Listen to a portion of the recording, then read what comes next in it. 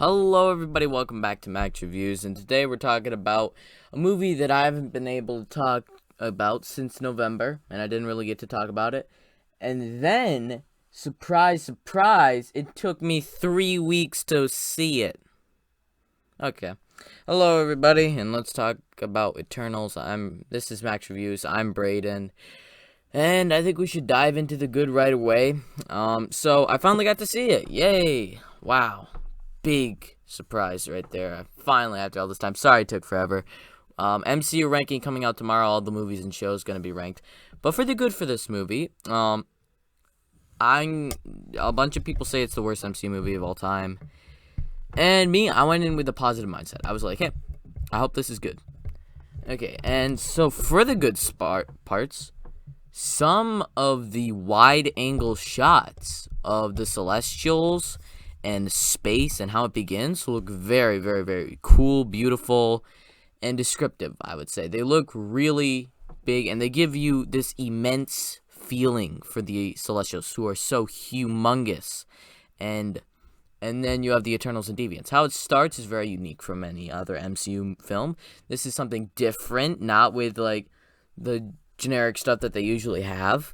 It's a very they try to go for more of a questioning film, like, should we really be saved, and is it really worth it? And the Eternals, like, all this questions and these things, and it's by the director of the Best Picture winner last year, Nomadland. I didn't really see that one. Chloe Zhao, I think. So, what I could say for more positive, some of the characters are pretty funny and have some nice lines. There's some pretty nice chemistry between the characters, with most of the characters, I would say. And from keeping it from spoilers or anything, the way that they end things is very, very, how do I say this? They end it in a very unique fashion. Okay, let's get into the bad. Let me just say, I didn't like this movie, okay? You'll see if it is the worst movie out of the MCU movies. I still think it's a professionally made movie, but I was really going into the mindset of this versus Captain Marvel, because Captain Marvel is sort of like, it's not the worst, but it's, I don't like it too much. And I'm like, okay, it started out, I'm like, this is quite a bit better. And then it got worse. And I'm like, oh, this is worse. The Deviants are a humongous problem in this movie, because there's, like, one Deviant, and he has barely any plot. He basically wants to kill Celestials to get their power so he can become strong and beat the Celestials. That's pretty horrible. So Deviants suck. The rest of them are just CGI monsters. Celestials, even though they're immense and so cool, they also, they don't do anything.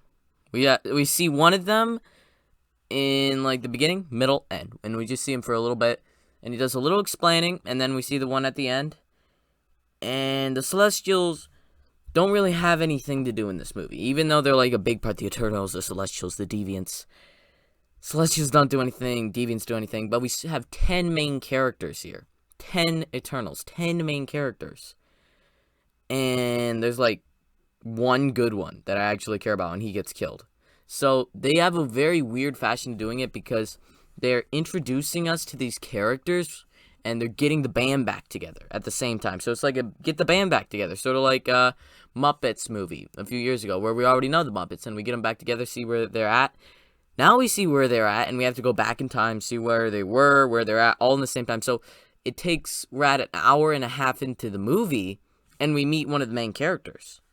That's not how a movie should go. It doesn't make any sense. Some of the characters are downright, you just don't like them, and they make no sense. Like the guy that gets a family, who's the technician guy.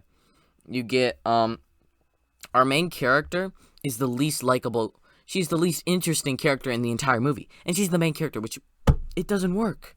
The final fight, the way it goes down, it seems very predictable, very, like, and it's, the best thing I could describe it seems a lot like the final fight. You have to combine all your entire team's powers into one person to defeat the villain. They did that in Fantastic Four: Rise of the Silver Surfer. And I don't think they were ripping that off. It just that's what it would remind me of. And I prefer Fantastic Four: Rise of the Silver Surfer to this movie. Just saying that's how bad this movie is. Yeah, the Eternals. Most of them you don't even like. Their powers, pretty unique. The one that could run, she has very cool set of powers for running, but I don't think it was as good as Quicksilver from X-Men or as good as Flash in Zack Snyder's Justice League. So I don't really like that as much as those. While it's still okay.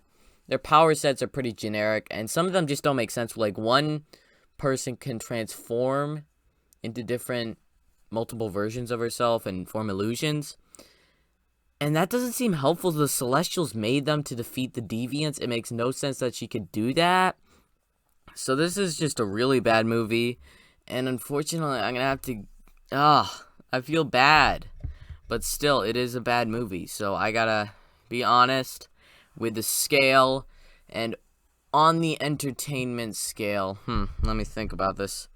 It is going to be a C-, and overall, I'm going to have to give this movie a 6.5.